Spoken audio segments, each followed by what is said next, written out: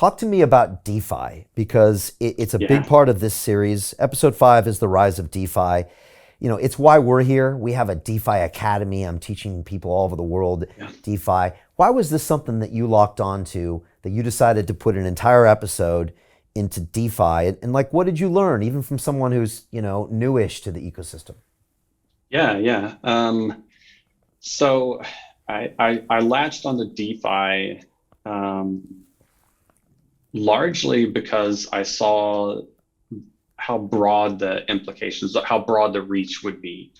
I lived for a long time, like at the lower end of poverty for America, through my early entrepreneurial years. And um, so I was living in poor areas surrounded by poor people, people who didn't have, ID because they weren't in the country, legally, ex-convicts, a lot of things, and you would think like, okay, that sounds kind of sketchy, and there's absolutely there, right? Because poverty attracts crime.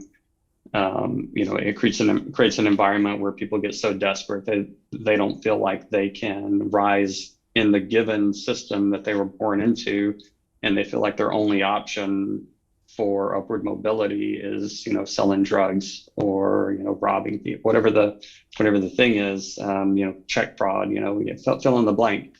But there's also like just good, hardworking people there who, I think about our neighbors who were, illegal immigrants from Mexico, and they were great people. The guy worked his butt off, right, from like before the sun was up till after the sun came down, and then he came home and he was like a dad. So just salt of the earth people.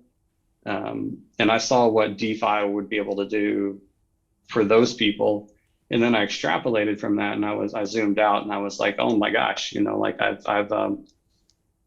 been to poorer parts of the world, just a little bit, right? And even what I saw was just kind of shocking, and to kind of extrapolate that, okay, we've got all these people, they're not all stupid. That's not why they're poor. They're not all lazy. That's not why they're poor. Like there's a lot of variables, right? But one of the variables is they don't have access to sophisticated banking and financial services.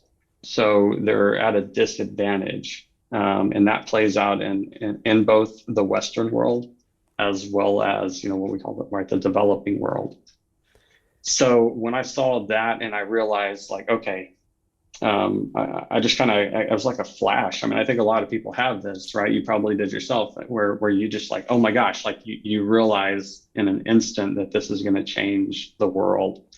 And for me, whenever I saw that it could have that positive impact, and then I think about the secondary effects about people who go from just subsisting and barely getting by, and they start to get imaginative, they start to get creative, they start to solve problems for people around them.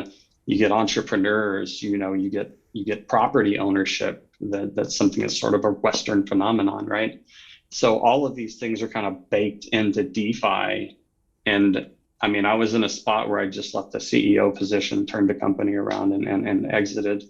And I could have done anything, but I wanted to do something that was really impactful, something really big, kind of like, I won't even say legacy play, but because that's very me centered. I wanted to do something that was bigger than me. And I saw this and I was like, man, I got to tell this story. And then I went out there and I discovered that we're very early.